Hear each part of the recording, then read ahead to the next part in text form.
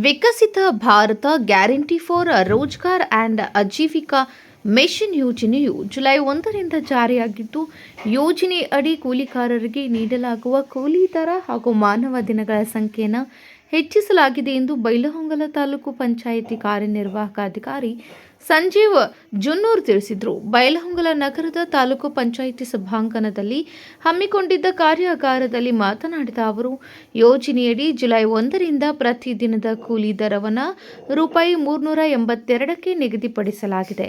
ಈ ಹಿಂದೆ ಪ್ರತಿ ಕುಟುಂಬಕ್ಕೆ ವರ್ಷಕ್ಕೆ 100 ದಿನಗಳವರೆಗೆ ಉದ್ಯೋಗ ನೀಡಲಾಗುತ್ತಿದ್ದು, ಇದೀಗ ಅದನ್ನು 125 ದಿನಗಳಿಗೆ ಹೆಚ್ಚಿಸಲಾಗಿದೆ.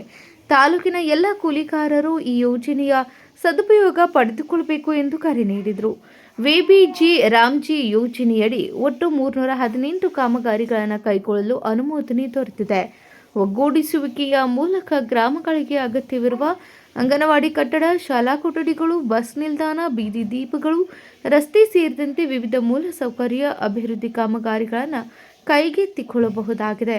ಇದರಿಂದ ಗ್ರಾಮಗಳ ಸಮಗ್ರ ಅಭಿವೃದ್ಧಿಗೆ ಉತ್ತೇಜನ ದೊರೆಯಲಿದ್ದು, ವಿಕಸಿತ ಭಾರತದ ನಿರ್ಮಾಣಕ್ಕೂ ಸಹಕಾರಿಯಾಗಲಿದೆ ಎಂದು ಹೇಳಿದರು.